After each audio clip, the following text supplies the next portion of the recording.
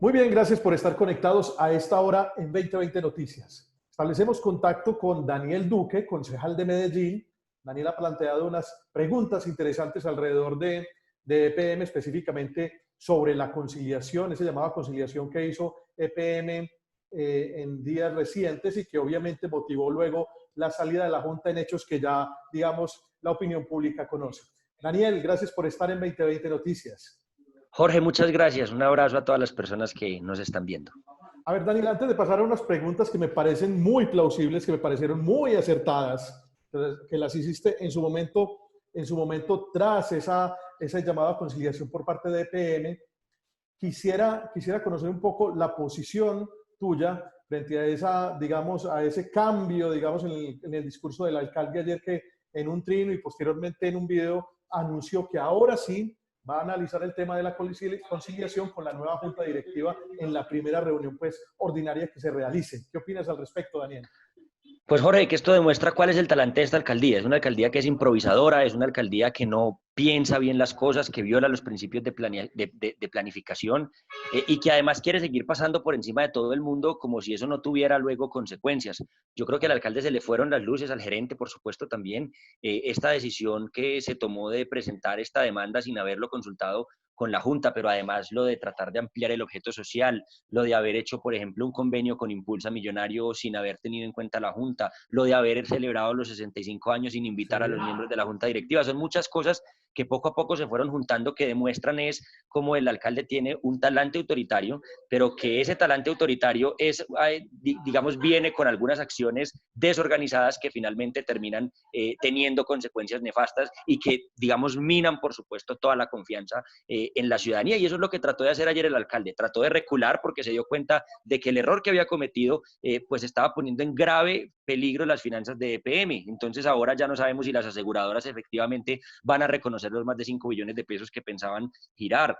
Cosas, digamos, de ese estilo que yo creo que al final luego seguramente lo llamó el presidente de la República, por ahí estaba yo leyendo un artículo con el tema y además muchos empresarios. Que así fue, que al parecer en Río Negro esta semana, durante la reapertura de los vuelos de Río Negro, allá se reunió el presidente con el alcalde Daniel Quintero y hablaron sobre el tema de la renuncia de la Junta. Y ayer, Álvaro Guillermo Rendón, gerente de EPM, también tuvo una reunión con el ministro de Hacienda y con Juan Emilio Posada, que son del gobierno nacional, también para hablar un poco de este tema de la conciliación. Entonces, al parecer, tras esas reuniones, tras esos encuentros, se produjo esa decisión ayer del alcalde, Daniel.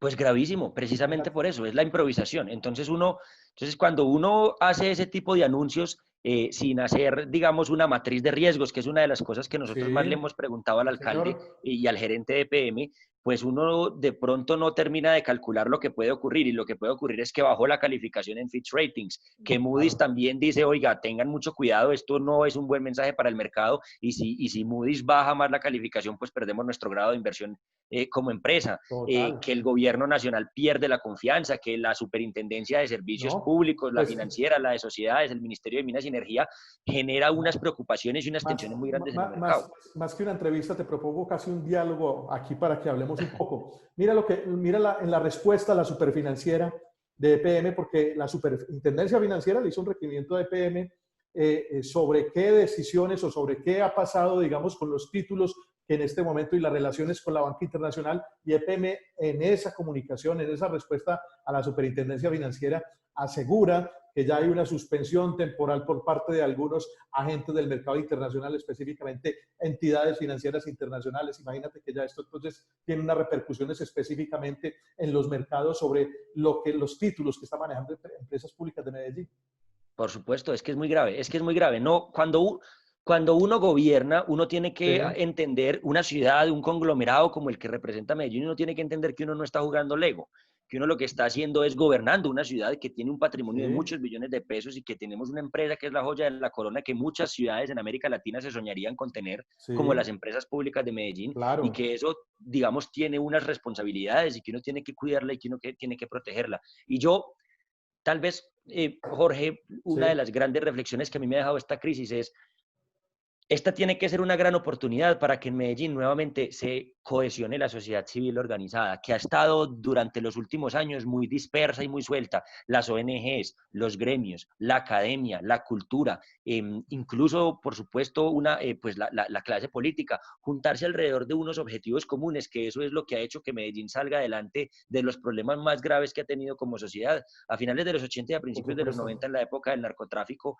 a Medellín no la sacó adelante una junta militar o un alcalde mesiánico como Daniel Quintero, no. A Medellín la sacó adelante una sociedad civil organizada y unos políticos audaces que tuvieron la Y oportunidad de empresarios también. entender y de entender esto, y unos empresarios, por supuesto.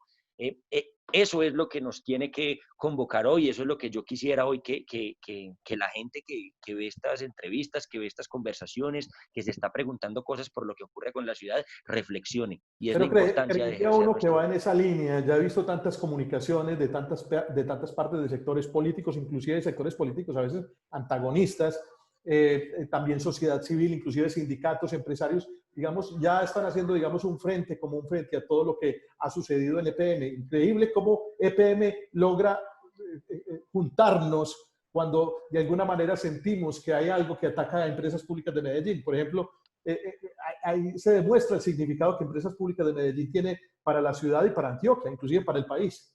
Así es, así es. Yo creo que una de las grandes diferencias que tenemos en Medellín, que tenemos los habitantes de esta ciudad, es que precisamente nos unimos en las adversidades y tenemos la capacidad Por de supuesto. juntarnos cuando sentimos que está en peligro lo que hemos construido con tanto esfuerzo, nosotros y nuestros antepasados. Yo soy muy joven, yo tengo apenas 28 años, Jorge, Sí, pero sí, yo sí, sé que sí. todo lo que hoy he podido disfrutar y ver de Medellín se lo debemos a unas generaciones que venían atrás, que se esforzaron por construirnos un mejor futuro y un mejor porvenir, y cuando uno ve que eso está en riesgo, pues Por uno tiene que supuesto. saltar a defenderlo. Y sobre todo, digamos, cuando se trata de una empresa como Empresas Públicas de Medellín. ¿Crees que hay una agenda oculta, como han llegado a sugerir otros, que hay unos intereses políticos, inclusive por fuera de Antioquia, que están guiando las decisiones del alcalde Quintero? Pues a mí sí me genera muchísima suspicacia que el señor Germán Vargas Lleras quiera meter las narices en Medellín y en EPM. Salió con una columna durísima este fin de semana y le parecía Sí, horrible, según él, el sindicato, el GEA, el Grupo Empresarial Antioqueño, que yo creo que el señor Germán Vargas Lleras no sabe quién es el Grupo Empresarial Antioqueño. El Grupo Empresarial Antioqueño está compuesto por 4 empresas: Argos, Sura, Bancolombia y Nutresa. Y de esas personas, pues no había ninguna en la junta directiva. Había una así persona es. que ahora es el CEO de Orbis, que ya está trabajando en Pintuco, pues, y en estas empresas, y que no tiene nada que ver con el grupo empresarial antioqueño. Pero si al señor le parece tan grave lo que pasa con el grupo empresarial antioqueño en Medellín, pues me parece aún más extraño que al señor Germán Vargas Lleras no le parezca extraño que una sola familia gobierne en Barranquilla y tenga a toda la politiquería junta allá con los señores Char gobernando desde hace muchísimo tiempo. ¿Por qué nunca le ha puesto entonces una columna en el tiempo el señor Germán Vargas Lleras a lo que ocurre allá? Pues porque tiene unos intereses políticos de Por fondo. Y supuesto. también me preocupa muchísimo la cercanía del alcalde con César Gaviria. César Gaviria no tiene nada que venir a hacer a Medellín. Ese señor representa lo peor de la política tradicional y además está juntando a toda esa gente de esa politiquería, al señor Mauricio Tobón, al señor Luis Pérez Gutiérrez, al señor Julián Bedoya, y además estamos viendo cómo están adelantando contratos multimillonarios en la alcaldía de Medellín con grupos tan cuestionados como los Suárez Mira, a través de sus filiales como Colombia Avanza. Entonces, Claro. son muchas las cosas que se juntan, que a uno le preocupan un montón, y por supuesto que más que una teoría conspirativa, lo que uno puede ver son los hechos, y es que hay una clase política desde Bogotá en cabeza del señor Germán Vargas Lleras y el señor César Gaviria que quieren venir a meter la cabeza y las narices Claro. acá cuando llama al gobernar en nuestro país. Bueno, Daniel, usted, cuando se produjo, digamos, esa decisión de esa demanda o ese llamado en conciliación a constructores, interventores, eh, aseguradores de Hidroituango, diseñadores también, usted inmediatamente formuló unas preguntas que hoy me parecen muy plausibles y que inclusive ya se las estoy escuchando a todos los expertos. Una de las más fuertes, por ejemplo, tiene que ver específicamente sobre si Mafre va a pagar o no esos seguros. Mafre tiene una póliza de más de 2.500 millones de dólares, es decir, más de 10 billones de pesos, que supera con creces inclusive los 9.9 que hoy está demandando en conciliación el alcalde. Pero usted se hizo varias preguntas. Una de ellas, por ejemplo, la matriz de riesgos. Por ejemplo, ¿desde cuándo inició específicamente ese análisis jurídico para determinar que había esa conciliación? Entre otras, por ejemplo, esa decisión de Mafre, si se va a pagar o no ese seguro, ya debido pues a que Mafre puede considerar que el culpable no es la naturaleza o un evento que no era fortuito, por así decirlo, sino específicamente los constructores y contratistas. Eso es, precisamente eso es. Cuando nosotros vemos que empieza a estallar la crisis en la junta directiva, esto nosotros lo Sí, alertamos desde mucho antes de que renunciara la junta directiva. A nosotros el alcalde, cuando instalamos el segundo periodo ordinario de sesiones, nos anunció que quería presentar un proyecto de acuerdo relacionado con temas de EPM. Y no sí, era uno, sino que eran dos. Uno era la ampliación del objeto social y otro era relacionado con unos asuntos financieros, pues que hoy no recuerdo ya muy bien porque finalmente no lo presentaron. Luego él nos invitó a una reunión privada a los concejales. Cuando nos invitaron, yo le pedí a mi equipo, preparemos esta reunión en clave de los temas importantes de ciudad que quisiéramos proponerle que tenga en cuenta para estos meses. Pero también yo tenía muy claro que estábamos primero en la mitad de toda la emergencia del COVID, que pues requiere de la atención completa del Consejo y de la Administración.